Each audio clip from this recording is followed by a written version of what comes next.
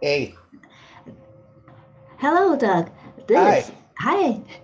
This is WZRD Chicago 88.3 FM. And we have with us on WZRD Doug Munro, jazz guitarist via Zoom.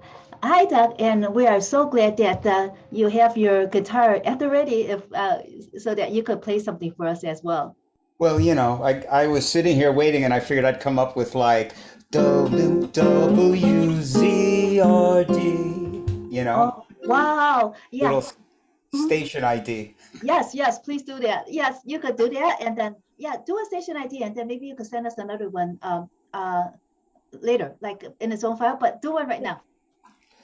You're listening to Doug Munro on WZRD FM. I guess it's not FM though. I'd have to fix that. Oh, that's okay. It's WZRD Chicago Ah, 88. Chicago. Yes, 88.3 FM. You Because got there's it. a because there's another WZRD that's not Chicago. I don't know where that Uh-huh. one is.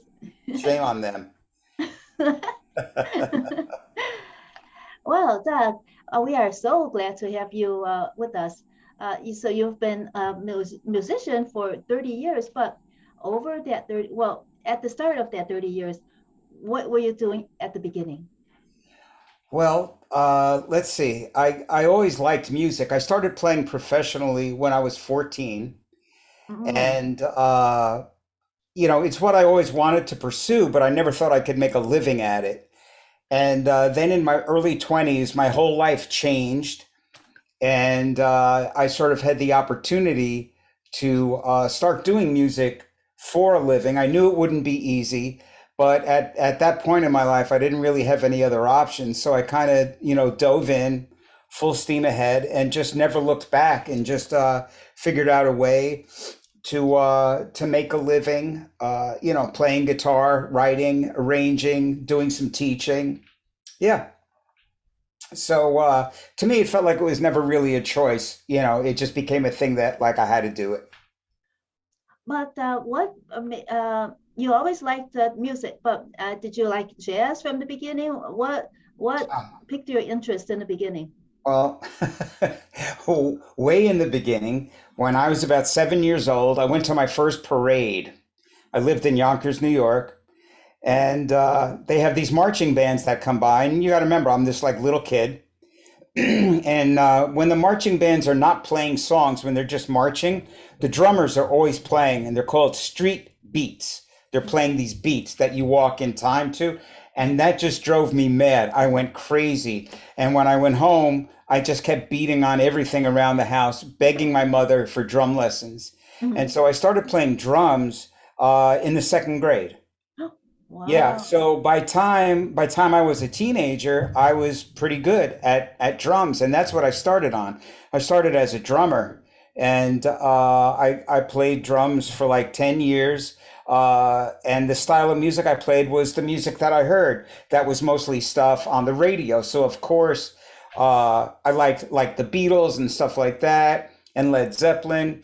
But I also, growing up in Yonkers, I liked a lot of the soul groups, like Sam and Dave and the Temptations, J.J. Johnson, Mm.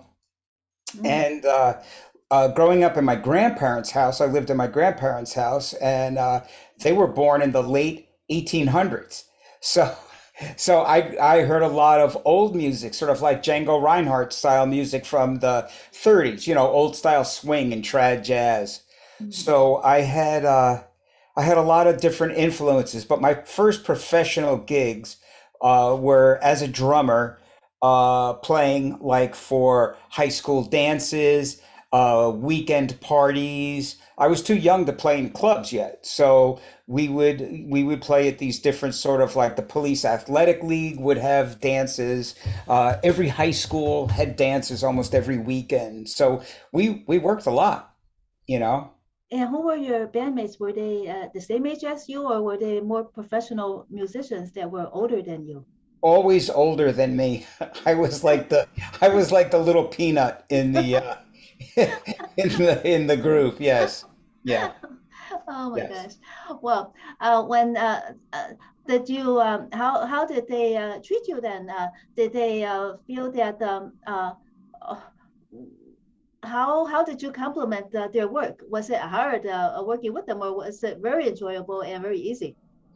To me, it was easy because I started playing so young Hmm. that it just appeared second nature. That as I was developing, my playing developed, and so I never felt weird about playing, and I was sort of at least as good as all the other guys I was playing with. It was almost like I was a novelty, where here was this like little kid that could like really play. There was a famous jazz drummer, Gene Carupa, and he wanted me to do a concert with him. But unfortunately, I don't know why, but it never worked out. I mean, I was so young, I had no idea what was going on, but I was told that, he wanted me to go and play with him. So it was that kind of a thing where it was more of a novelty at that point. Hmm. Yeah. And when you how did you connect with them? Because did you network a lot at that time, or did they hear about this young kid that's playing the drums? Because at that time it was only the drums still, right?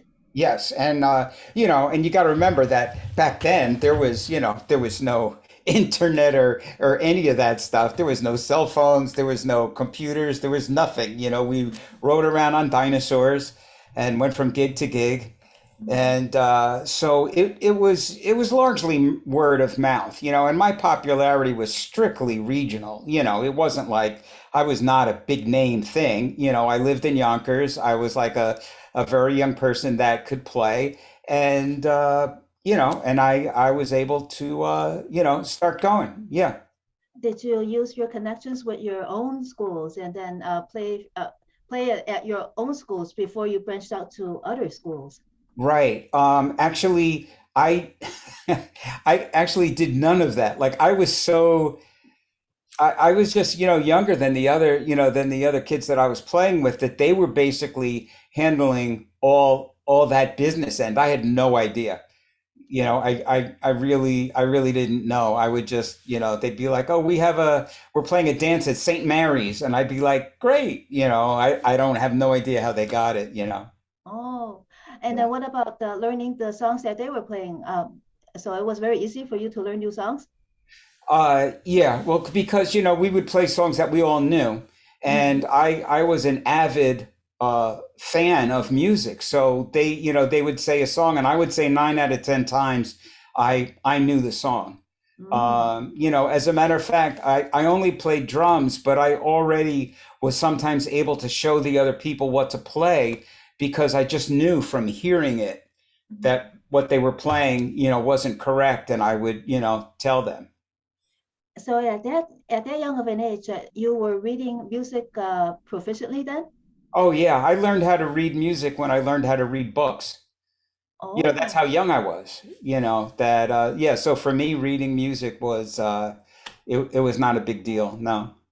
were there any other family members that were also musicians to pave the way for you to become a musician? Yeah, both my mother and father were piano players. My mother was sort of a child prodigy herself, although she says that she never knew what she was doing. She could just like learn the right hand, learn the left hand, and play. But she Mhm. was in like a film, being a young child dressed up in 18th century clothing, playing in a movie. We still have pictures of it, and Mhm.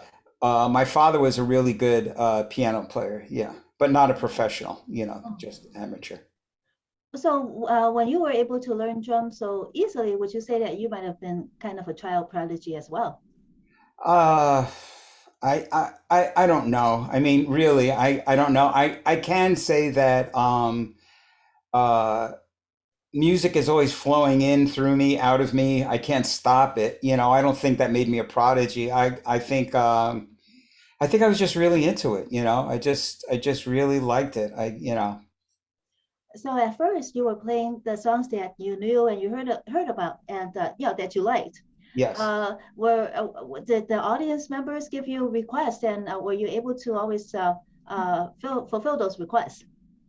That's a good question, and I would say most of the time, yes. Again, I was pretty young. I'll tell you how young I was. The first gig that I did that I got paid for, I remember that I made $11 Mhm. and I went out and bought a model car, like a little model car that you put together. That's how Mhm. young I was. I mean, I was literally, so I wasn't fielding requests or any of that. I was just playing, just playing drums. I remember that people liked it. I don't ever remember doing a gig, where people didn't like it. And plus, uh being in a smaller area, a regional area, everybody was kind of playing the same songs, Mm. so there was like sort of like a set repertoire that everybody wanted to hear, which was very varied. When I was a kid, we would play a song by the Rolling Stones, we'd play a song by Led Zeppelin, Jimi Hendrix, but then we'd also do like a cha-cha, because people wanted to dance Mhm. to a cha-cha, and so I think right away, from my youngest years, I had a broad palette of styles that I embraced and learned how to play, which is good and bad. The bad part is that you're constantly changing, so sometimes like you lose your audience, or people are like, why aren't you doing this style, why are you doing this style? So it might not be the best thing for your long-term career, but for me it was very natural. That's how I grew up hearing. I lived in a very diverse neighborhood where we had all kinds of different music that we heard and we loved and played. So you kind of was are saying that there's that regional culture that you were very attuned with, and that you played the songs of that culture. But eventually, over time, the culture changes. So when you change your music a little bit, then there are those in the old culture that are protesting about the new culture that you're playing. Is that Yes. what? Mm. Yeah, absolutely. That's very true. The best example of, well, not the best, but a great example of that is the great Miles Davis, trumpet player. And he did so many classic recordings. And then all of a sudden he started doing like electric fusion music. And a lot of his old supporters hated it, just couldn't stand it, and his reply was, you have to move on, music changes, everything changes, and yeah, I think that, for me, there were so many different musics that I like, and plus uh I would go where the opportunities were. My first opportunities to record were playing what they call jazz fusion music, which was very, very popular in the 70s and 80s. And but then later on became like hated, like people didn't like fusion music. Because what happened was that radio stations started playing, it became like elevator music, like fusion music became very sort of like homogenized, and like great groups like Weather Report, like they played true fusion music, and then things started getting more and more watered down, and so then fusion became sort of like this smooth jazz, and there's a lot of people that don't like smooth jazz, they call it elevator music. But my personal feeling is that every style of music has great music in it. Like, say for example, you talk about smooth jazz. Grover Washington, he played smooth jazz and his music was fantastic. Bill Withers did smooth jazz, his music was fantastic, so I just don't think that you could pick any sort of genre and just label it as bad. I mean, including disco. I grew up through the 70s with disco. There was lots of great tunes. Donna Summers was not horrible. She was great, so there's good music and bad music in every genre.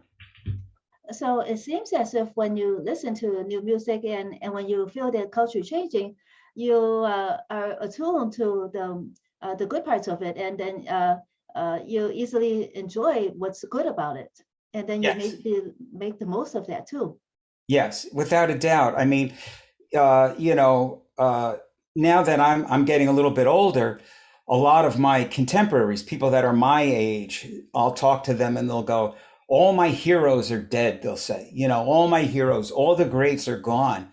And I'm like, uh, there's so many good people. I mean, I just saw Borelli Legren, who's my favorite gypsy guitar player, and he's easily 20 years younger than me, and he's one of my heroes. He's fantastic. He's one of the best players on the planet. A guy from Germany, Yosho Stefan, is another gypsy jazz guy. As far as sort of like funky contemporary pop music, Dirty Loops is a great group. I don't know if you ever heard of them. And in country music, Billy Strings is huge, blowing up big. And so there's heroes out there, and you just have to you just got to keep looking. I spend hours every day going down the rabbit hole on YouTube. One of my favorite, it's the YouTube Academy, because I learn so much, so much, and get to see great videos, new artists, just checking stuff out. And I have a lot of heroes that are way younger than me and really inspire me, you know, really inspired me to keep going. So I guess you spend hours and hours and in the YouTube rabbit hole. You don't watch that much TV, but you explore a lot of new music through YouTube. Yeah, that's sort of like my passion, playing guitar and practicing and writing and arranging. Uh, it's sort of like what I like to do. It's if I have my preference, that's what I do. So it's not that like I don't like TV. I like TV. My wife and I just finished watching. Actually, we have one more episode of Stranger Things. Mm. So so we watch stuff. I'm in New York, so I like Yankees. Hey man, I see someone else is here. Hello. And so yeah, so I watch some TV. It's again, it's just what I'm passionate about. It's what I like to do. Mhm. Welcome, Bill Morton, fellow radio host and also a jazz fan and president of the Rogers Park Chamber of Commerce. Welcome, Bill Morton. Putt Lake Toodaloo. Yes, my man. You are correct. So Doug, I mean, we tune in to your YouTube, Facebook live stream, the Wizard and I, every Wednesday. Yeah. We in and you're performing and you're interacting, and it's always a cool thing. And this is your 20th release. Yeah, can you believe it? Yeah, I mean, I remember, Harry Warren's songbook and Gypsy Christmas and Yes. all of that. I missed Loop Mania completely. Totally missed the boat on Loop Mania. Well, Loop Mania was I don't want to call it a failed project, but it was a commercially failed project. It was a great idea, I thought. And this is technology that's now almost 10 years old. So it's so passe now. But what I did was I wanted to make a DVD that was what they call an interactive DVD, where if you got the DVD, you would get six performances of me live looping these songs. So you'd see me build the loops and do the whole thing. Then I had explanations of how I did every song.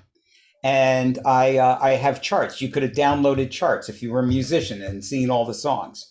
And then there was MP3 files of the songs that you could download from the DVD and put on your phone or whatever. So it was sort of like one of these things where I thought it was a great idea, but it just never clicked. So yeah, so that's where Loop Mania. I mean, I'm thinking about doing another one and just do a regular, a regular release. But yeah, the looping thing for me really took off with the pandemic. That we had like I was almost exactly like March 24th, 2020, when like every gig I had was just canceled. Like that's it, no gigs. And I had done live streaming before that, but when that happened, I got really serious about it and went out and got the proper equipment, because you watch the live the live show. And it's in this little studio, so it's not like the best like looking thing. Like I don't do green screen or anything, but the camera, it's a good, it's a good what they call mirrorless camera.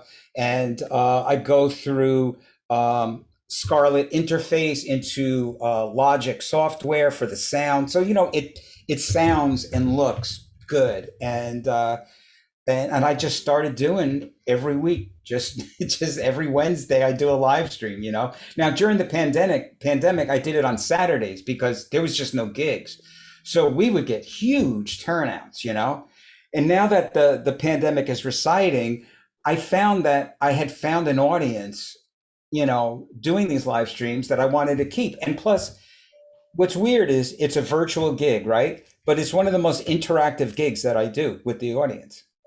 It certainly is, because it's not like a Zoom where we're speaking to one another, but you have your guests, and then the wizard and I, we come in and we type in little Yeah, comments, or like greetings, or we're speaking with other audience members. We're interacting. yeah, We're requesting songs, and we're making little comments, and it's a fun thing. It's a real cool jam.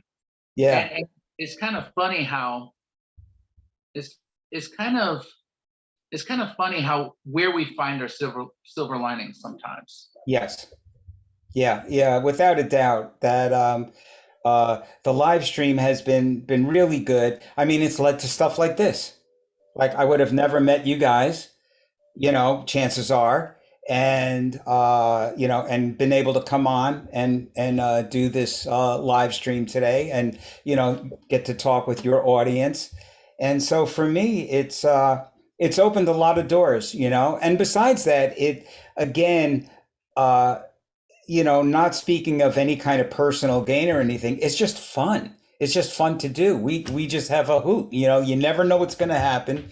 It's unscripted. I make tons of mistakes. I'm going for stuff I don't know. Like I'm so bad. We're like we were talking about learning new material, and I'm constantly learning new material, getting challenged by the audience, or there's something I want to do, and I'll literally work on something that day and try it that night. And that you've seen that there's been times where you know accidents happen. But I mean You that's just kind of stop and you start up again. Wait a second. Wait a second. yeah, Forget about that one. We're going to do this over. yeah, yeah. Yeah. And so I think that it kind of draws the people that are watching into the process.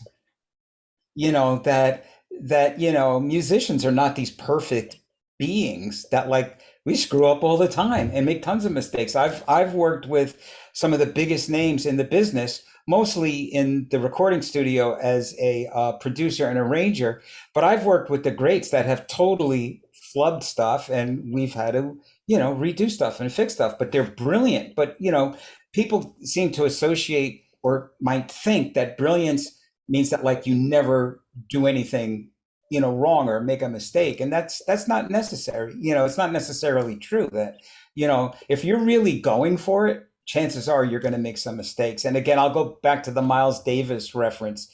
If you listen to any of Miles Davis's records, there's mistakes all over those records, but they're brilliant. It's the overall vibe that's just awesome. And I also think, like, going back to like your statement about Loop Mania, about how it's like a lesson for people to interact and learn. I also really enjoy how on YouTube you give lessons. Yeah. And I'll always mention it because I really enjoyed this one in particular, the Evil Morty. Yes. And, Well, and I think that's that cool. was a lesson. That was a lesson to me, because literally I had no idea that was an actual sort of like pop song by a group. And so I did this whole thing uh, because I'm a big fan of Rick and Morty. Again, see, I watch some TV. And so I heard that song and it was just haunting. And I'm like, I got to learn how to play this song. So I just did it. And then I just, again, wanted to share it. I just wanted to share what I had learned. And somebody wrote to me and said, that's, that Evil Morty theme, that's really by this group. And what's funny is it's just one part of their song. The whole rest of their song is not like that theme. Mhm. Yeah. So That lesson of yours got play on this station, WZRD 88.3 FM. So that lesson got pulled and got play on this station, and people were really digging it. It gets repeat play actually. oh well, thanks, thanks. Yeah, that was a lot of fun, and I've done a lot of teaching over the years, and again, just out of just a natural desire to share, I like gaining things from other people and giving things to people, if I can. And I taught at a state school in New York, Purchase College, for a long time. I actually started their jazz program by accident there.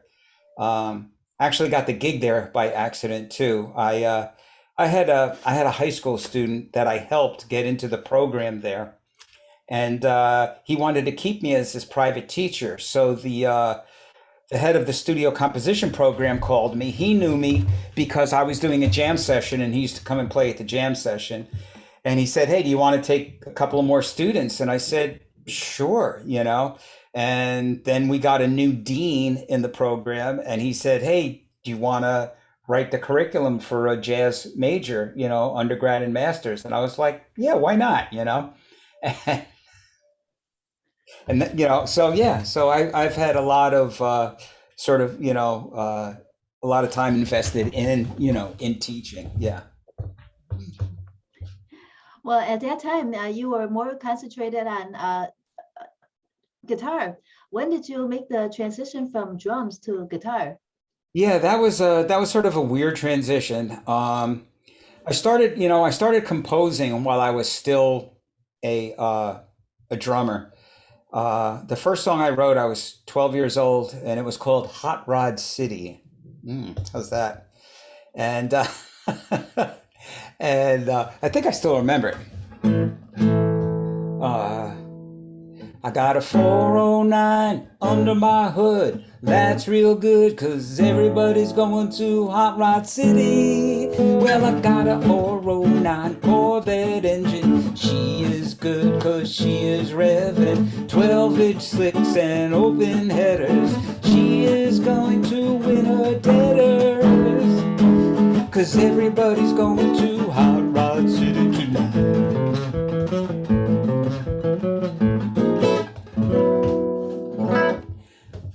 There you go. Copyright 1842. Yeah, 12 years old writing songs. So through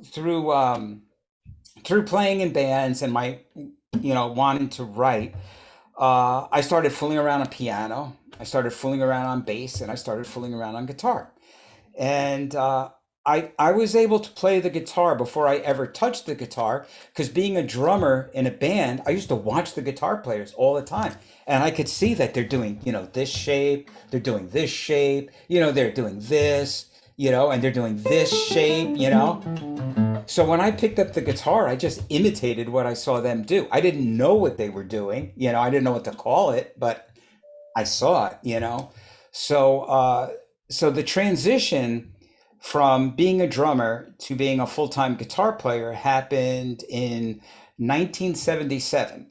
So I was pretty old. I was, well, actually before 1977, but somewhere around that time. I had a girlfriend, the love of my life, my first like big love affair. Everywhere she went, I went. So she went off to a college that was known for physical education. She was a little gymnast. So I went with her, and I wound up getting a spinal injury at college. So I had to get spinal surgery. And when I had spinal surgery, I was laid up for almost a year. Because again, back in these old days, I had what's called a spinal fusion. And back then, they didn't do it with like laparoscopic surgery. They didn't do it with rods and screws. They just like hacked you open and took bone out of my hip and shoved it in my back. And it was a mess. But anyway, so I was flat on my back for almost a year. And so what did I do? I played guitar I literally just laid on my bed and played guitar. So when I came out, there was like, it was about 3 years before I was sort of what you would call normal again. So I kind of went in there playing drums and came out playing guitar and just kind of stuck with guitar, because guitar is very percussive, so you get to really, you get to get your drum stuff out on the guitar, and so, but on top of that, you get melody. So, and you get bass.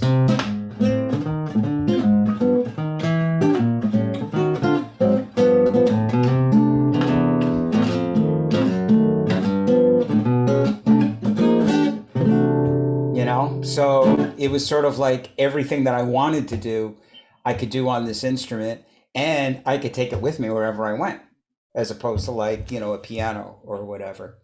Easier on your back. What's that? Easier on your back, right? Well, exactly. I mean, that was like a big issue, for a while, for a number of years. It was like, yeah, it was the thing. Did you ever see, there was a TV show, Sanford and Son?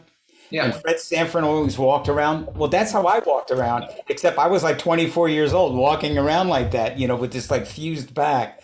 And so this kind of gave me my sort of different career path, where that's when I decided to go into music full time, because I knew it would be something that I could do no matter how bad my back got, like if I wound up in a wheelchair, I could still play, so I really focused on doing it as a career, where before that I focused on doing it purely for fun. It was just fun. I mean, it still is fun, but then I had to really deal, with the business side, because before we were talking, before you came on, Bill, and questions were being asked like, oh, well, were you able to take requests from the audience, and how did you get these gigs? And I was like, I didn't do any of that. I didn't know any of that stuff. I just showed up and played. But now, with me having to do it for a living, then of course I had to start dealing with the business end of the industry. Yeah. So you sing as well, and we hear some of your voice on the record. Yeah. So how did that kind of come about? Like, you just naturally guitar and sing, or Right. And also with La Pompe Attack, like how did that happen? Oh, well, those are good questions. So the short answer for the singing is that I always sang. Another thing I did when I was a kid, and again, just totally naive. There was never really any agenda with anything. But when I was a kid, we had to go to church. You went to church every Sunday. You just went. It wasn't a question. You go. And so I wound up singing in the choir. They had a youth choir. And again, it was one of these things where I was just good at it. Not great. I know that I don't have a great sound. I don't sound like James Taylor, and, but I could sing on key, and I just really liked it. And so like, I sang my whole life, but I never sang professionally. Like I never sang on a record till I started doing the La Pompe Attack stuff. And the real reason why I started singing professionally is one of necessity, where when COVID hit, first we had like no work, and then when work started coming back, it didn't come back the way that it was before. And so for my local gigs, because like when you're a full-time player, you do all kinds of crazy stuff, like you'll get to play a great festival and you'll be like, oh, this is great, and the next day you're playing like in the toy section in Macy's, it's, that's what it is, it's very little glamour and a lot of sort of like, in the trenches playing. So when gigs started coming back, the budgets were not the same as they were before. And you can even see that reflected in my live streams. My live streams for months now have all been solo, because now that people are able to go out more, the amount of tip money I make doesn't pay to have somebody else come up. I'd literally have to be paying out of my pocket every week to get somebody to come up. So I started just doing it solo. So the same thing started happening with gigs, where I would get a call from an agent and they'd be like, oh, can you play at so-and-so? And I'd be like, yeah. And I go, what does it pay? So they would tell me what it pays, and whatever it paid would depend on how many people would go.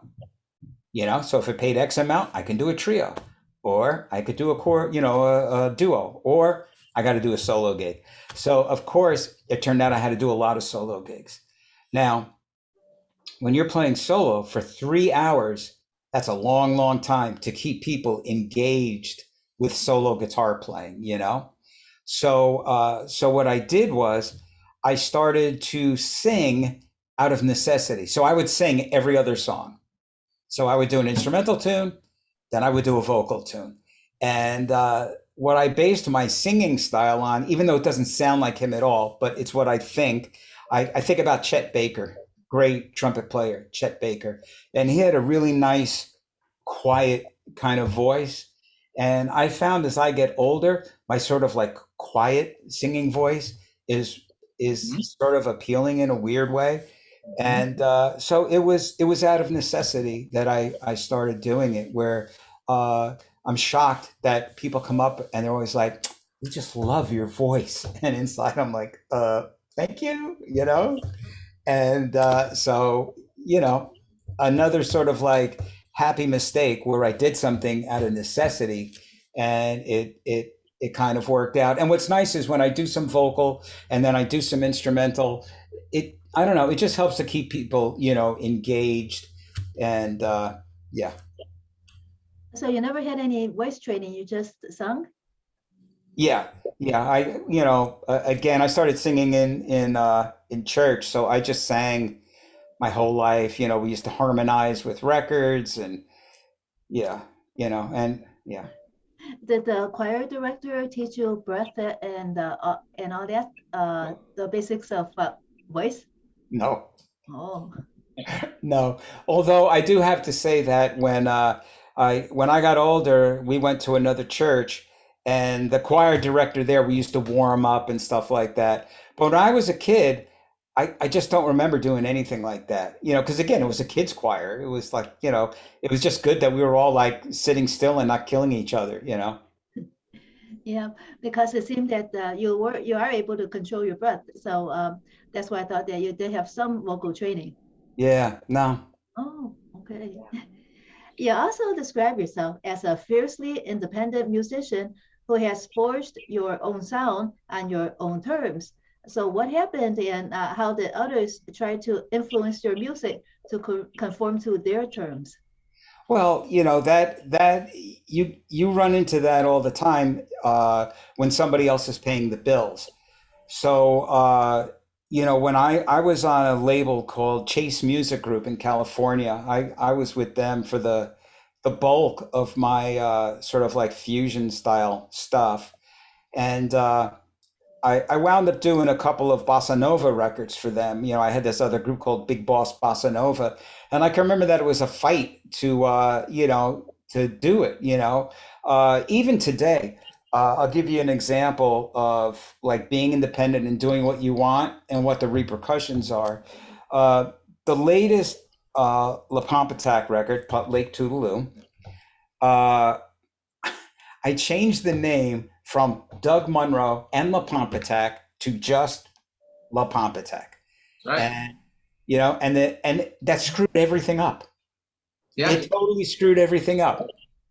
Like so many suppliers that distribute my stuff are like, well, this is a new, we're considering this a new artist. I'm like, dude, it's me. It's my group. It's the same thing. It just doesn't say Doug Munro. It says La Pompe Attack. Well, we know, but so it's when you the conforming nature of the business, which I understand, because like you're in a certain thing, and if and it's just being read by like a computer or something. I don't know what's reading it, but what's ever reading it, it doesn't see Doug Munro and La Pompe Attack. It just sees La Pompe Attack. It might as well be green eggs and ham and like pumpkin stew. It's just not the same thing, even though to us with brains, we know that it is.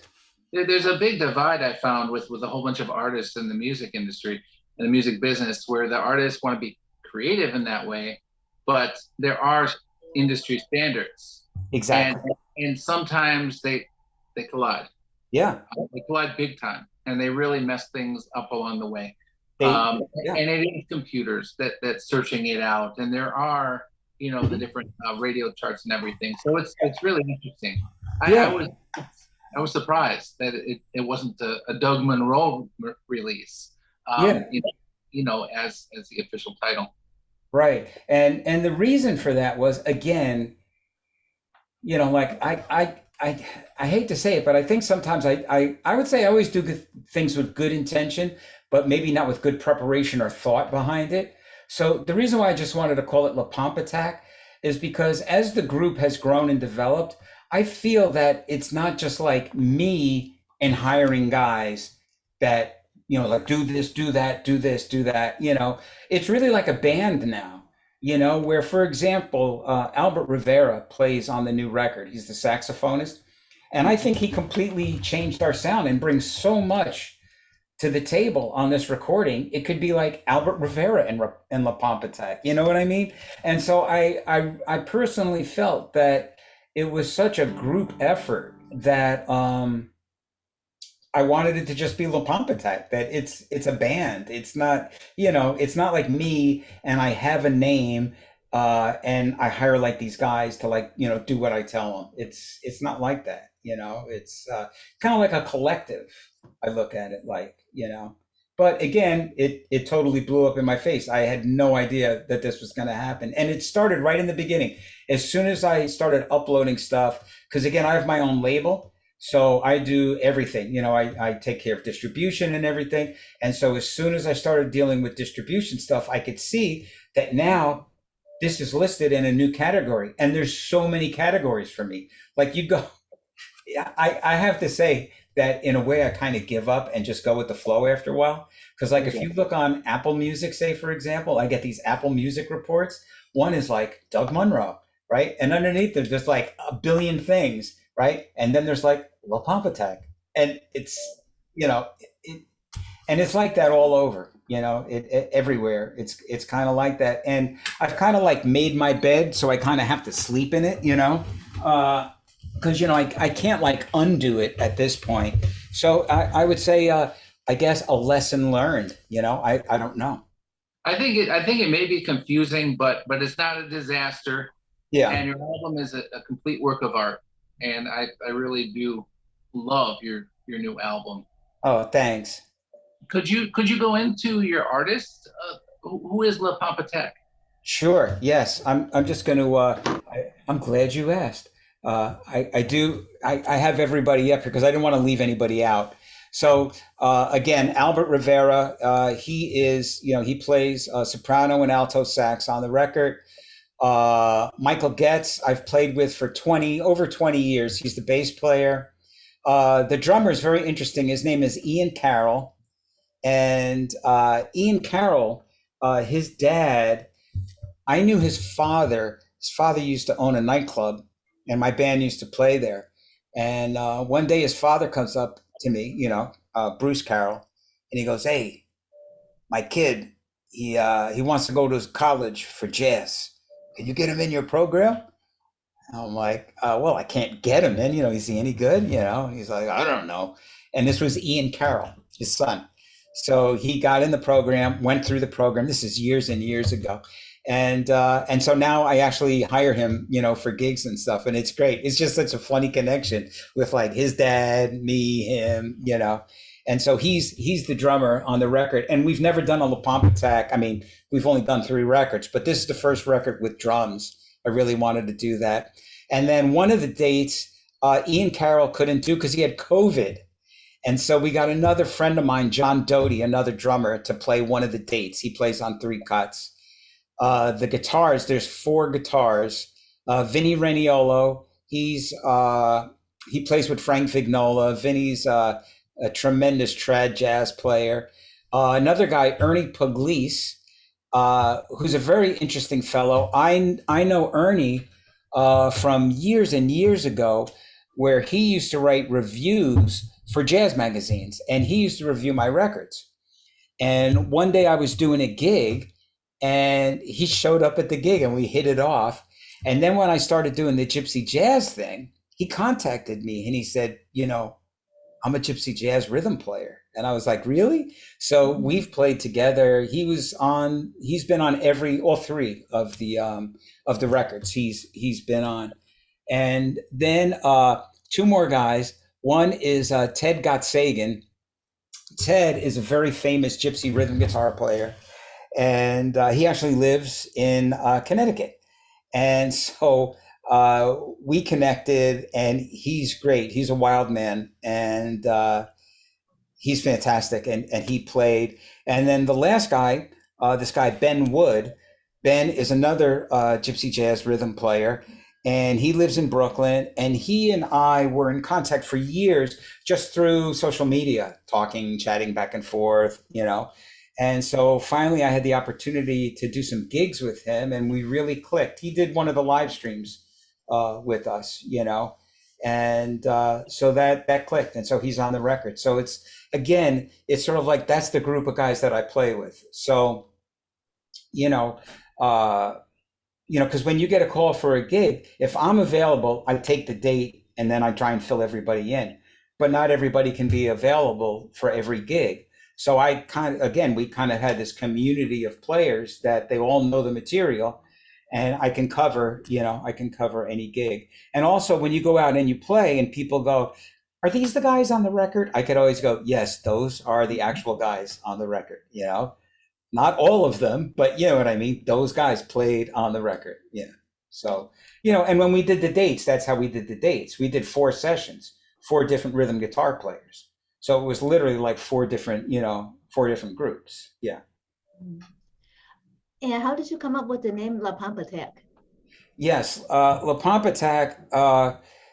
When I was a kid, again, I don't know why, I was the guy that gave everybody their nicknames. So, that's what I did. And so when I was thinking of a group name for this band, I kept thinking of like old bee horror movies, the attack of the killer bees and, and all this stuff. And so La Pompe is sort of like a slang term for the strumming of the guitars. In gypsy music, there's, in old style gypsy music, there's no drums. After World War II, Django played regular with drums and piano and everything. But in the 30s, sort of like what he's really known most for, there was no drums. So the guitar player was the drunk. So that's called La Pompe, the pump. You're pumping, strumming the guitar. So I named the band La Pompe Attack, and I would tell people it's the attack of the strumming guitars. So now that's a horror movie name. Exactly. Well, Pompe Attack, people are running and there's like some guy chasing them, Yeah, strumming a guitar. Yeah. So that's where the name La Pompe Attack came from. And of course, whenever we play and we get introduced, somebody will be going like, and now, ladies and gentlemen, La Pompe Attack. So I always screw everything up somehow. It has been written about you that you just when you think you've got him figured out, he'll knock down what he's done and start building in a new direction. So what have you knocked down in the past, and what new directions did you go? Oh boy. Okay. Well, my very first record was a vinyl record, and it was another great band name. It was called Courageous Cats, which was an old cartoon.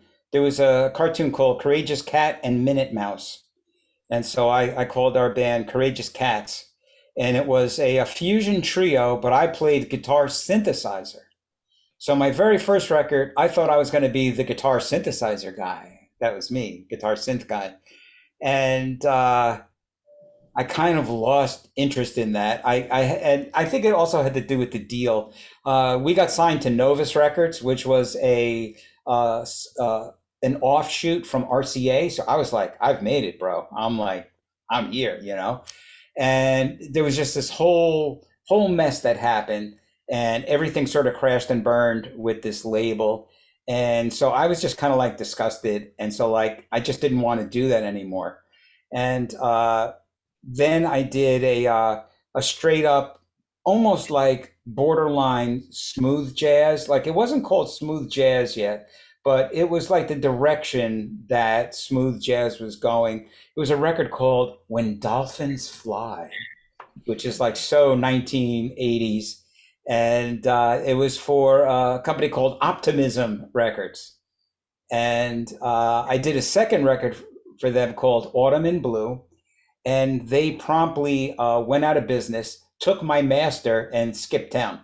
So I had to sue to get my master back of Autumn in Blue, and then I got signed to Chase Music Group in California and released Autumn in Blue, and from there I did a bunch of records for them, and I moved away from like I was first doing like hardcore jazz fusion.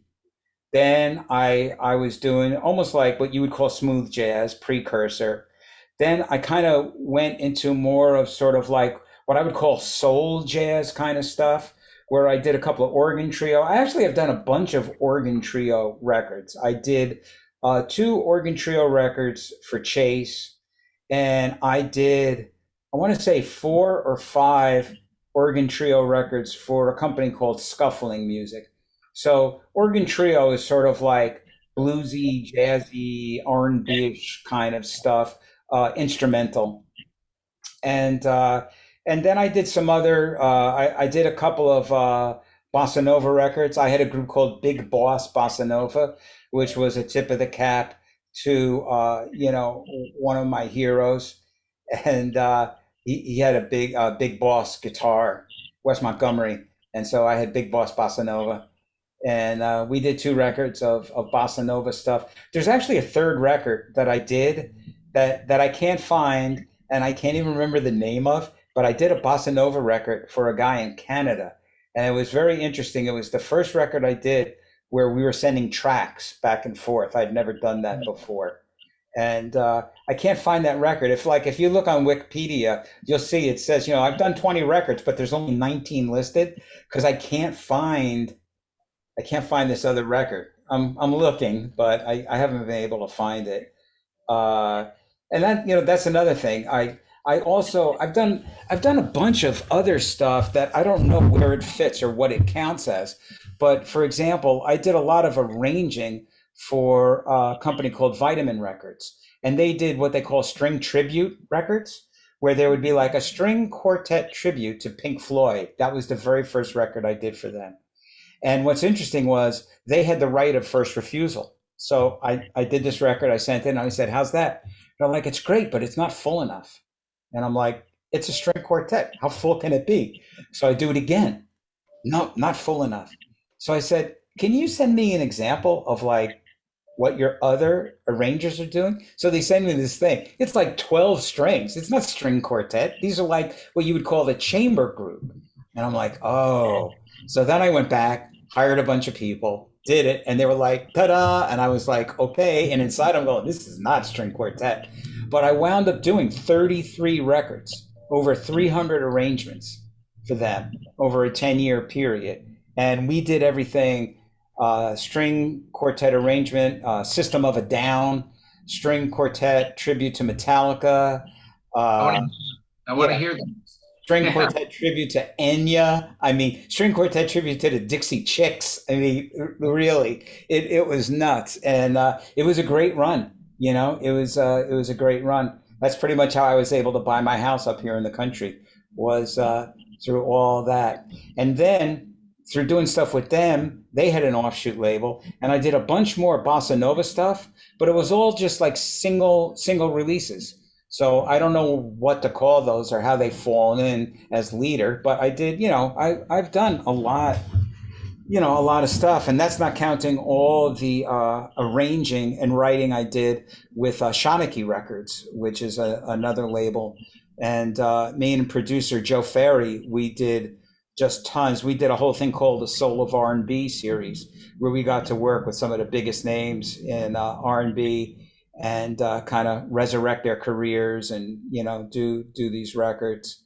And so yeah, I did a lot of different stuff. I do a lot of different stuff, which is good and bad.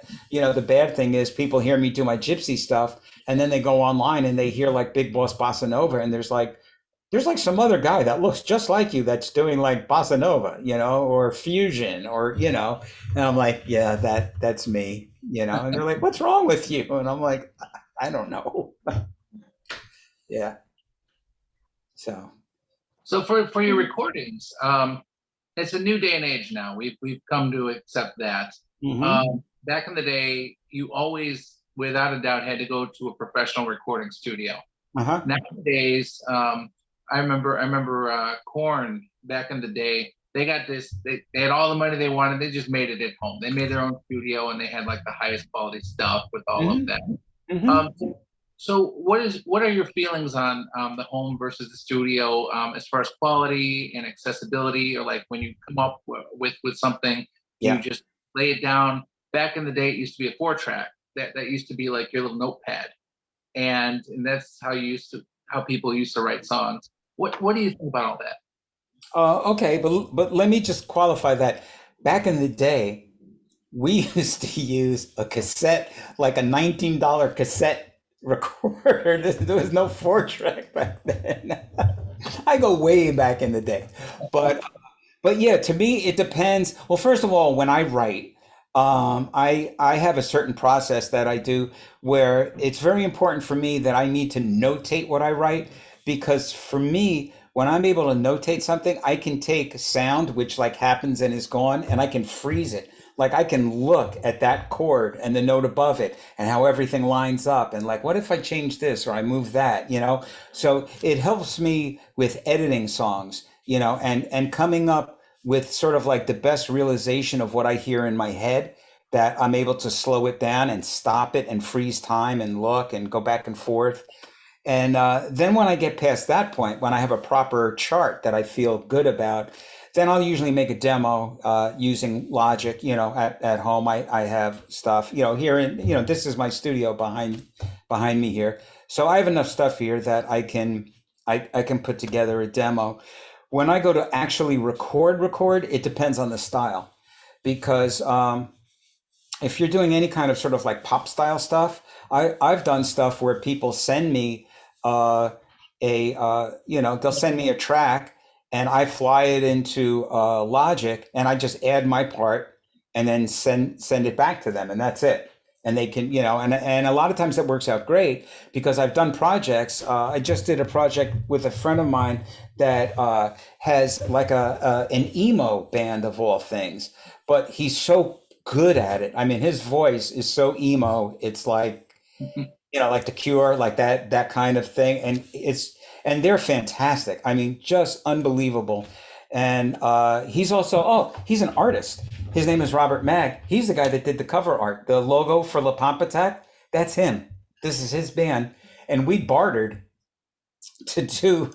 I sent him tracks. So yeah, there it is. So I sent him like 6 versions, because, I just sat and I said, oh, I'll do this. Now I'll do this. And so he was able to pick what he liked and then change stuff at his end. But when I do, like, say, like when I do a La Pompe Attack record, we all go in the studio. I have a friend of mine, that has a studio, like just like you would envision the old style studios with ISO booths and great microphones and, acoustics, because you got to play that music live. Like, to me, to build that music track by track, it loses everything. If you listen to the interplay between, say, like me and Albert on every song. When he's soloing, listen to my comping behind. We're like pulling and pushing each other. It's like a gentle dance of like, like I don't want to overtake him. It's his solo, but so I want to respond to what he's playing, but kind of like needle him, like I don't know how to explain it, but it's that live thing that like you just couldn't get if you're tracking. My favorite song right now on the record is a song called Psycho Samba. And I wrote that song 15 years ago, at least. I bet it's like 15 years old. I recorded it, didn't like the way it came out, shelved it, but I would play it occasionally, and everybody likes it, wanted to be recorded. So I said, I'm going to try it again. We started doing this thing. And again, just, I don't know why we do these things, but we would be playing a song, and all of a sudden I'd yell out, okay, let's go for Baroque, like Baroque music. and we would stop what we're doing and we would play this sort of like classical etude-ish type of thing, not rehearsed or anything. So we do it on this recording of of Psycho Samba. In the middle of the song, we just stop, and it's all improvised. There's nothing written out. There's nothing, and then we have to come out of it and come back into the song. And so, how could you do that? Tracking. But for other songs, it's actually wouldn't sound good if you did them live. Like a Michael Jackson record, I don't think would sound right if it was all done live. Like it's not the nature of what that, like those drum sounds, no drums sound like that. They're not trying to sound like drums. It's like it's something else. I don't know what to call it, but it's great. I mean, I think his music is still the most copied pop music around, as far as like the basis of so much popular music. So again, I'm definitely not a live music snob at all, and I do all kinds of different stuff. And for me, whatever is the best, whatever's best for what you're doing.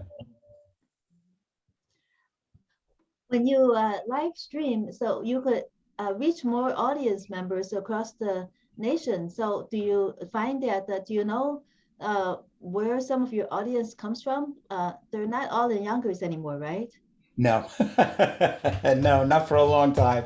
But what's interesting is I've reconnected with a lot of my Yonkers friends, and you'll note that, like, being in the chat bar and seeing there's people that I literally knew in grade school that like came back on, and so it's very interesting.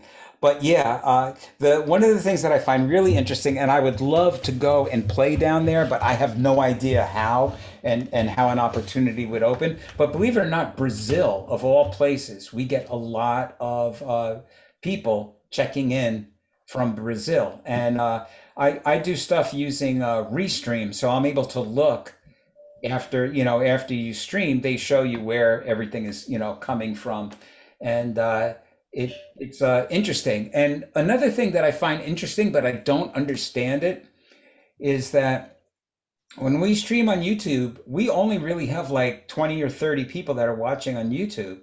Then if you look on Facebook, it's like 500 or 600 people that are like on Facebook. And I'm always like, that just strikes me as so weird, because personally, I much prefer, I have nothing against Facebook, but I always think that like it sounds and looks better on YouTube. But the majority of people are watching on Facebook. And it makes me wonder too, because, a lot of times people say that Facebook is sort of like a dying platform, but it doesn't seem to be in some ways. I don't know, again, with all that kind of stuff, I use, I use Restream. So I'm on YouTube, Facebook, Twitter, Twitch, which is a gaming platform, and LinkedIn, which is like a business platform. And so, I just throwing it out there, and part of what I do really is sort of like seat of my pants, where I just keep doing and hoping that good stuff happens. So in other words, this playing came so second nature with you. You improvise while you're on the air as well when you're live streaming sometimes? Oh, big time. Yes. Unfortunately, yes. Yeah. Yeah. Improvisation is definitely, it's how I ended up playing jazz, because I would get yelled at in rock bands, because, you'd have to play, if you don't play, right? Nobody's going to know what the song is, and so like I'd want to change it, like I would just want to like mess around with it, I mean, of course I would honor it, but then I'd want to like change things up. And I never really knew about like, sort of like bebop jazz and stuff, when I grew up, the house I grew up with, there was, of course, from my mother's generation, Frank Sinatra and all that. And then from my grandparents, it was like, the 30s swing era. And then I had the modern music that, the contemporary music of the 60s and 50s and 60s that I listened to. But there was nobody in my house playing Charlie Parker. You know, there was nobody playing like bebop. And so it took me a while to get into jazz. And I can remember that one of the first things that I ever did when I started studying jazz was I played a major seven chord. And to me, it was the most horrible thing I ever heard because it has this note and this note. And to me, it was something that my ear had never, like none of the music that I played had that chord in there, you know? And so it took me a while. I can remember the first time I heard Charlie Parker, I laughed. It sounded like, I thought he was playing like a, it sounded like circus music, you know? And it took me a while to develop an ear for it. But in the long run, I found where I belonged because jazz is improvised. It's, like you're encouraged to like take this song and do your own thing. And so I was like, okay, that's where I'm gonna live, But I was never a jazz purist, I backed into jazz, It wasn't like I was baptized in jazz and baptized in Charlie Parker and never shall you play anything else. It was almost like the opposite, that I was accidentally playing jazz. I just didn't know that I was. You rely on a lot of collaboration, and but however, do people come to you to collaborate because you're so good at what you do? Um, Yeah, it really depends. I would say that I get referred quite often, and I don't not to put myself down, but I think that a lot of times my referrals and the other work that I get to do is has a lot to do with that. Like I'll actually do it, you know, like you guys contacted me and said, "Hey, you want to do, you want to do this live stream?" And I was like, "Yeah, oh man, yeah." And like, here I am, And so, when somebody would contact me and say, like, say for example, great guitar player Frank Vignola, he was doing he plays with Vinny Reniolo. Actually, Vinny plays with him. Frank is the big name, and they have this show, the Frank and Vinny Show, and it's amazing. And it's so they were playing at they were doing a tour of colleges, and a lot of these colleges have orchestras. So they wanted me to take the Frank and Vinny show and put an orchestra around it so that they could send the charts ahead of time. The orchestra could practice. They just show up the day of, do one rehearsal because they do the Frank and Vinny show. And if the orchestra has rehearsed, everything fits together. And so they called and asked me to do that. And I did it. I mean, I don't think that I did the most amazing job in the world, but again, we agreed on a price, we agreed on a deadline. They had it, they were able to send it out. And so I think that, then I'll get a call back. The next time that they want to do it, they know that there's no drama, that I'll actually do it. So I think that it's the same thing at the college where I never felt I was a great teacher at the college. I hated school. I never wanted to go to school. And I wound up teaching at a college. And I was, one day I asked the dean, because he was saying some nice stuff. And I'm like, look, what's so great about what I do? I just show up and do my job. And he's like, that's it. That's what you do. He goes, he said, literally, most people don't do that. They're either like screwing things up or not showing up or complaining or making trouble. He's like, I don't got to think about you. You just like, I know you're in the classroom, you're doing your thing, you get your grades in, and all is well. I'm like, great. So that's me. I show up. So that's how I keep working. You have always been more concerned with the music than with the music business. So against what did you rebel in the music business, and what were the ramifications of that rebellion? You talked about it a little bit, but just describe it a little bit more fully. Oh, sure. I can tell you that when I was still a drummer, we had a band and we actually had two managers. And everywhere we went, everybody would tell me, "You're better than this, man. You're gonna go. You're better. You're better than this." And I started to see things in the music business that I didn't like, where I didn't think I was better than anybody, and I could see that the managers were thinking about pushing me and not pushing the rest of the band, and it just made me think that like I just really like to play music. I don't really like the music business, and that's when I decided at that young age that I didn't want to pursue it as as a career. I just wanted to play.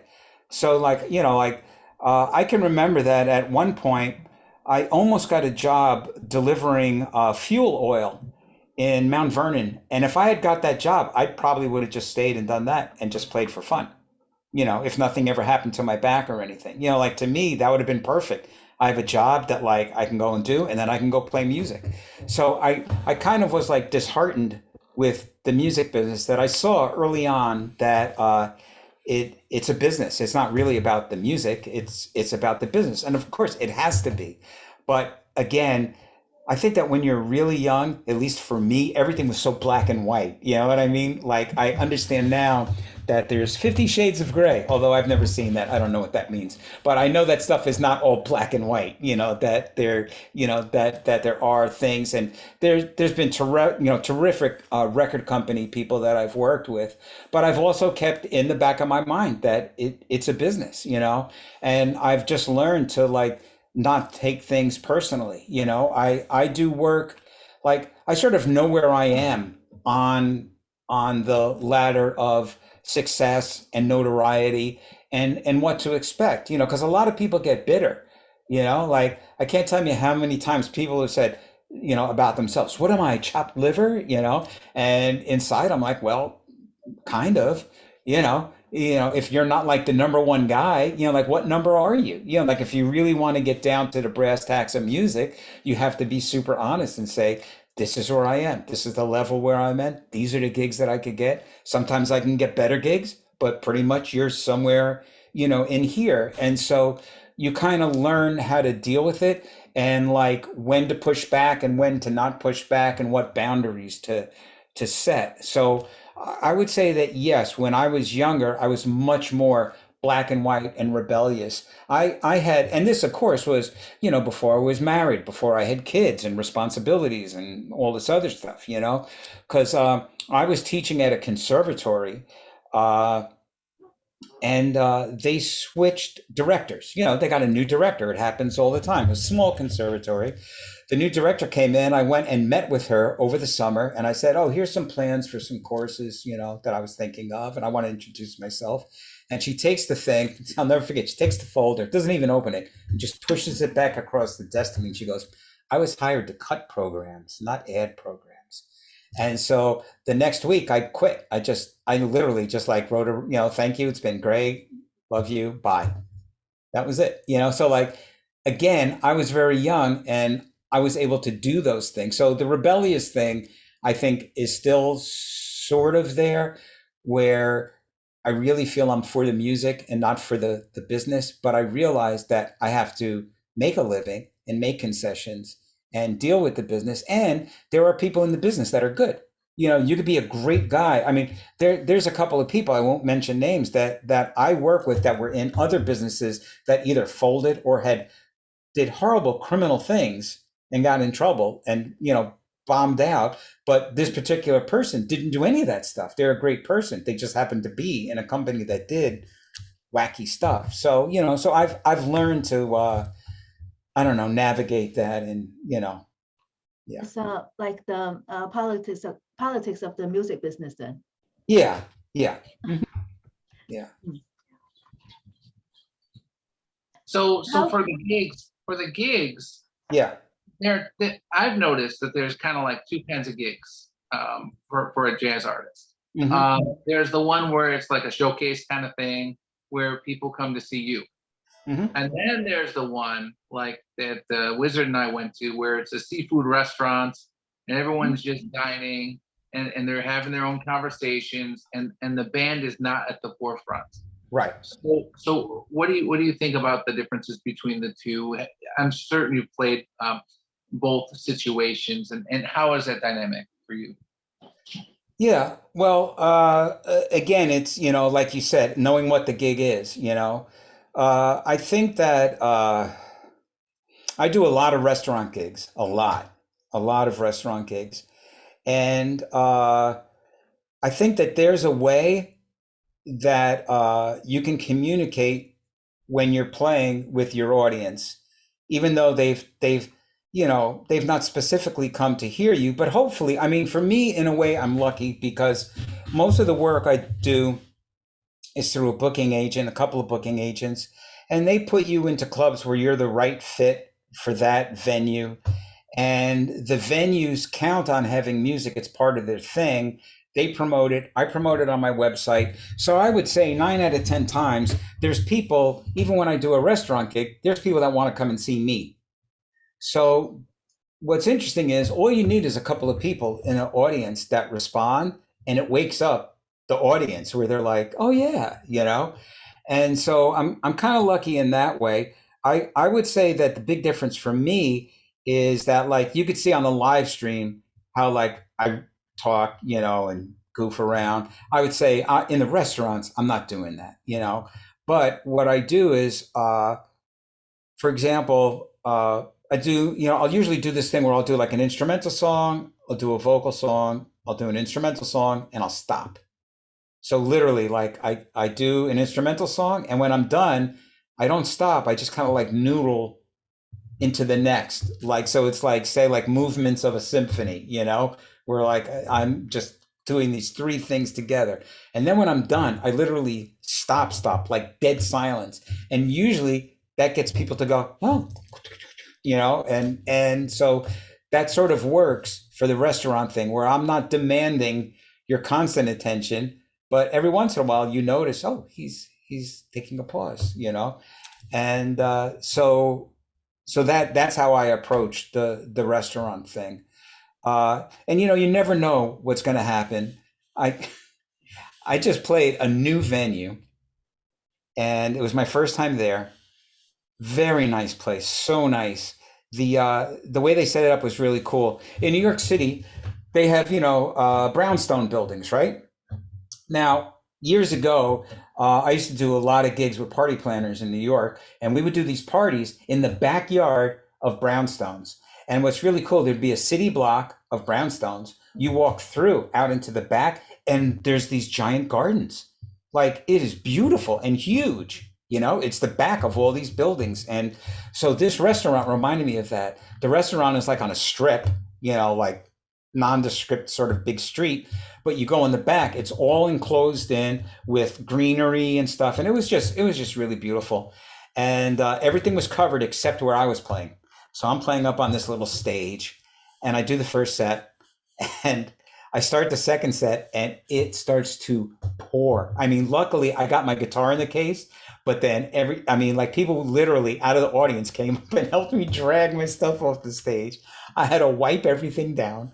They closed everything in, and then I reset up by the bar and played a whole other set, and people went nuts. They loved it. The owner came up at the end. He goes, I can't believe you did that. He goes, I can't believe that, like, you got soaked, you cleaned all your equipment, you reset it back up, and you played for my crowd. He goes, I'm putting you on the schedule, bro. You're in. So, again, I try to make the best of every situation. Never take a gig that you think you're above. How bad is that? Like, imagine going into a restaurant, you go into a restaurant and there's some guy playing in the corner with, like, I don't know, like, I don't want to be here or something. If you don't want to be there, don't do the gig. If you take the gig, do it, spread your music out. Is there a way to make your sound be more accessible in the restaurants, because those restaurants are so noisy? We wanted to hear the artist, and it was so hard hearing. Do you have a way of overcoming that issue?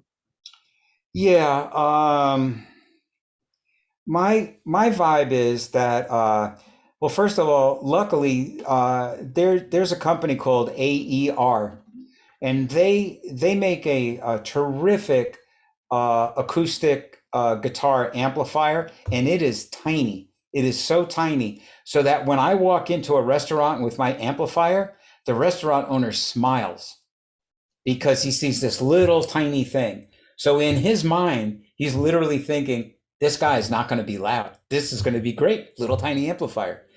And so so I'm able to take this little tiny amplifier and I point it at the ceiling, so that when I'm playing, it's not hitting you in the face, it's going up. So I'm able to turn it up pretty loud.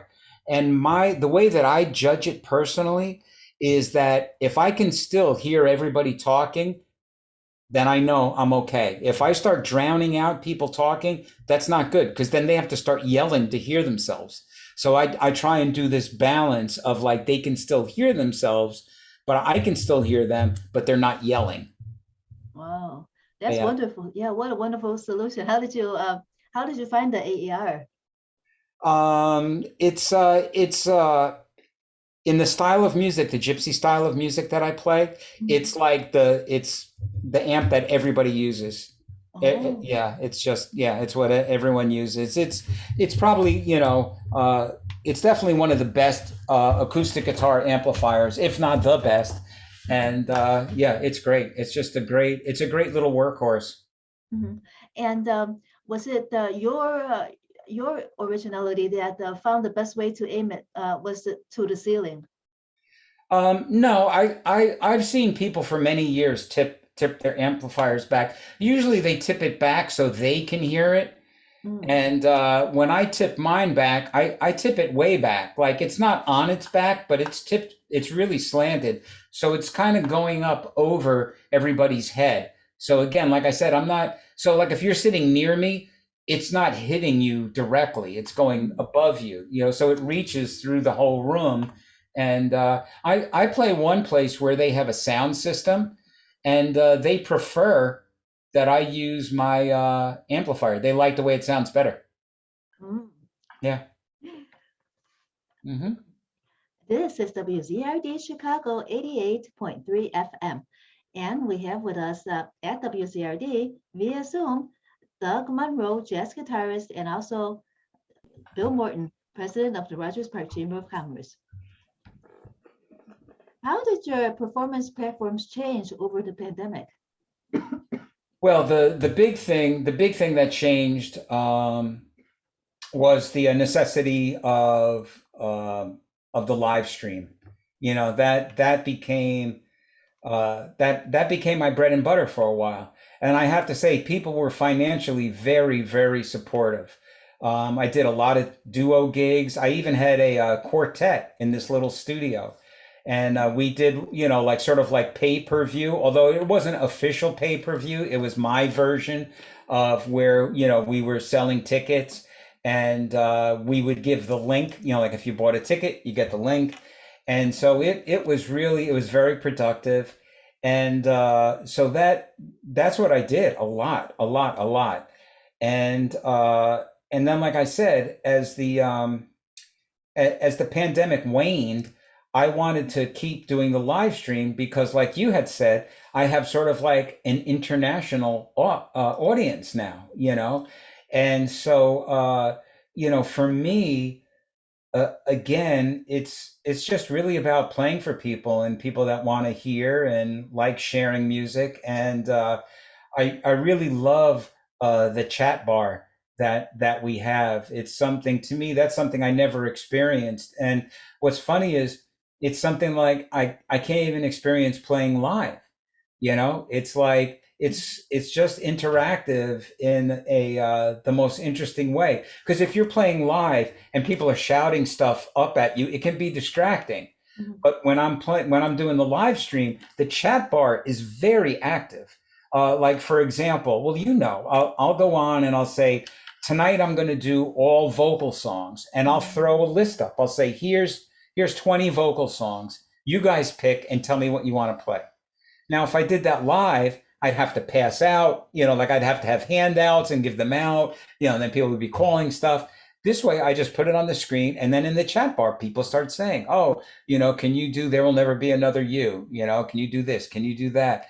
And so it's interactive in a way that I can't do live, which seems weird, because you would think that live streaming would not be as good as live playing. And to me, live streaming is different than live playing in front of an audience. And in some ways, it's interactive in a different way, which is a lot of fun. And like I said, we've had people from Indonesia. I mean, it's great. We had one guy that said, I just want to let you know that there's an elephant walking through my front yard right now.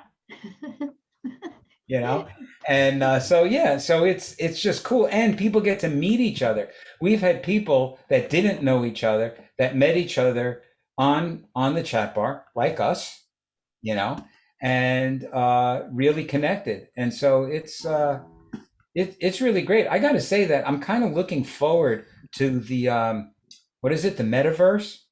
Ah, yeah. You know, because like I think that if I'm understanding this right, I'll be able to do a gig. I'll do a live stream, and I'll have like an avatar, and there'll be a virtual club, and you guys can all be there. Come up with whatever avatars you want for yourself, and you sit there, and I play, and we can interact, and you know, so I kind of look forward to that. You know, like I think that that would be a hoot. Like you're sitting there with people from all over the world and you know and doing it. So I think that you know that might be next. You know, we'll see.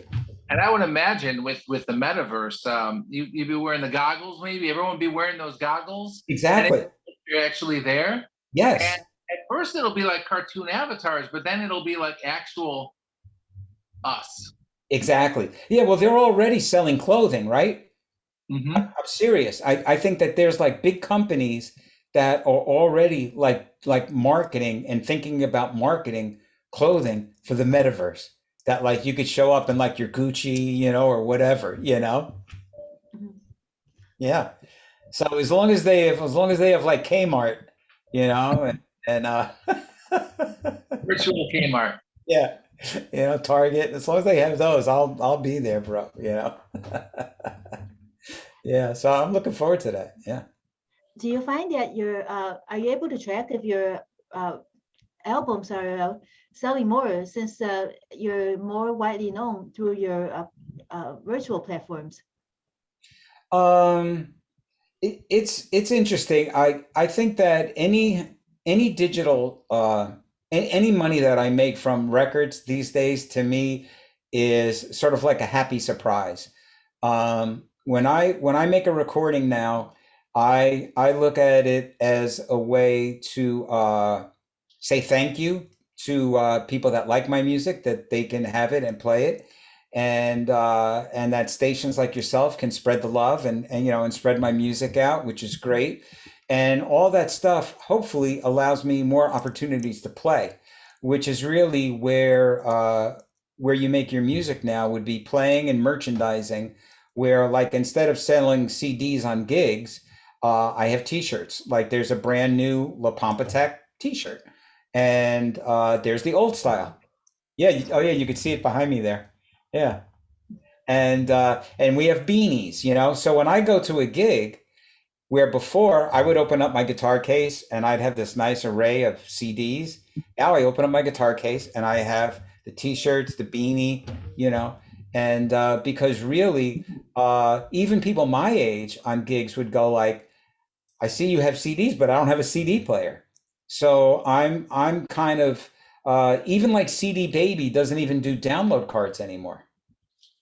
I'm not CD Baby, Disc Makers. Disc Makers, the one that makes the disc. They used to do download cards where you could get like 100 download cards, give it to somebody, they go and they could download it. They don't do that anymore. So really, everything has gone over to this sort of like virtual stuff of streaming, radio play. It's the CDs that I printed up for this release. You'll notice that they're not for sale. They're for promotional use only.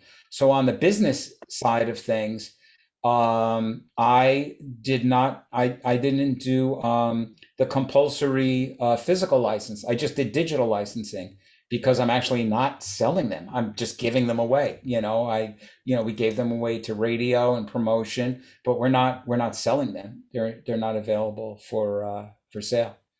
So yeah. Let's do a community assessment with you. WZRD Chicago, being a nonprofit radio station, must be responsible to the community we serve. WZRD is mandated to file quarterly issues with the FCC on non-entertainment community-focused programming. And we like to assess the community for these quarterly issue topics with 3 questions. First, what is most important to you? To Doug Munro, be it in music or in what you feel is most important to you, the person. Well, regarding music, Regarding what's most important to you, if music is like the most important to you, then of course, yes, but maybe there's something else that helps inspire your music that is more important than your music. oh, okay. Well, I mean, of course, music is the most important thing to me, but I'm definitely inspired by your life's experience. Like when you play and you write, you're reflecting the culture around you. And for me, that the way that I reflect the culture is I'm always trying to what I call I'm always trying to like share light. Where the more turmoil that's out there, the more sort of light I'm trying to spread. The best way I could describe it would be if you look at movies like during the Depression era, Hollywood was pumping out, uplifting type of stuff to counter what was happening, and the same with World War II. And so I feel that that's sort of how I reflect the political landscape and financial landscape hardships, is that by trying to shine a positive light out in the midst of what's going on, because there's always going to be stuff going on. The Sunday gig I did yesterday, I won't name names, but one of the guys in the band that's close to my age is talking to the saxophone player who's in his 20s, very young. And he goes, I feel sorry for your generation. It's ruined, And I'm like, dude. He's like, what? And I'm like, what about our generation? My generation came right up after they dropped the atomic bomb. And we would have drills in school where you would like go and hide under your desk in case they dropped an atomic bomb on you. How bad was that, And so every generation has turmoil and problems and political unrest and crazy things happening.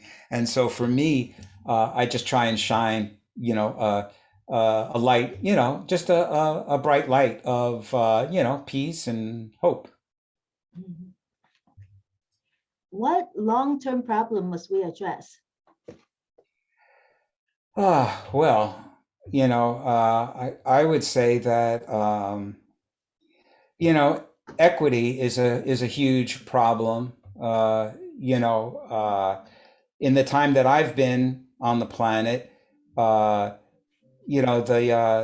sort of middle class has kind of shrunk, but yet shouldered the financial burden of the country. It seems to me, that the one percenters, as they say, it's like, how much money do you need? So I always wonder about that, that like if you have $1 billion, right? Like, how could you, like, really, like that's a number that's just sort of like a fanciful figure, like how could you, like imagine like you can't have 1 billion things. Like imagine if you had 1 billion marbles, like would it really be 1 billion? Like that, it's like it's a number where like share that, like share it. So I would say that my number one thing would be the inequity, if somehow that could be addressed. And again, I have no idea, but yeah. Finally, what problem must be resolved now? Well, I would say well, and again, you're asking somebody that I am not an expert on any, what is my opinion worth? I would say that just from a personal level, the biggest issue right now that I see and hear in my own family, my friends, my business things, is the political scene. I've never seen it so polarized, like almost weird, where the extremists on both sides are, it's baffling, to me, So when you when you write your music, do you have any of these problems in the back of your head that you're hoping to address as you write the music, or you just focus on the music alone? What is your inspiration when you are writing? That's a good question, and I would say that for the most part, I just focus on I just focus mostly on writing tunes that I would think the audience would like. Although I have to say that when 9/11 happened, I wrote a song called "Never Forget," and that was definitely influenced by 9/11. But I would say that most of the stuff that I write now, I think that I'm you're definitely affected by everything that happens. But I would say that I'm most affected, and this is going to sound sort of shallow, but I think I'm most affected by the music that I hear, that like a lot of what I listen to and hear and new artists and styles and records and solos, those are the things that I think that drive the thrust of my composition, I think. I mean, I hate to say that, but it's the truth that I think that right now that's mostly what drives my composition. Mhm. Okay. Well, since you have so much insight into how the culture in music is changing, you have a good perception of that insight. Do you feel that as the world changes, as let's say inequity happens more, does that affect how the culture of music changes as well? Do you see any of that? Uh, I really don't think so because, the music industry is sort of a microcosm of uh, everything else, where, there's a few artists that make all the money. There are certain styles that are very popular, and there's other styles that will always be there, but they'll be marginalized, and that's just life. If you go in and you say, "Well, I'm going to be a jazz guitar player," you have to know that you're going to probably have to do other things and stretch out to make ends meet. That it's like how many restaurant gigs can you do, to make a decent living. So I think that the music industry is sort of like a microcosm of sort of how the country basically works, where there's everybody's following the dollar, and that's kind of like what we're built on and based on, and that's how we operate, and so I guess you just as an artist, you have to make up your mind, what are you looking for in your career? What do you want? Is it fame and fortune? Is it a certain style of music? Is it what is it? Yeah. Mhm.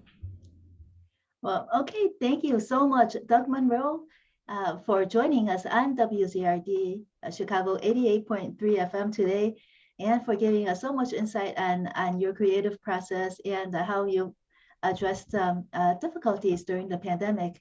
And also, thank you so much, Bill Morton, President of the Rogers Park Chamber of Commerce, for joining us today and co-hosting this interview. Yeah. Thank you. Well, spending the time with you, Doug. Oh, always a pleasure. Thank you both. Have a great day and be safe. Thank you.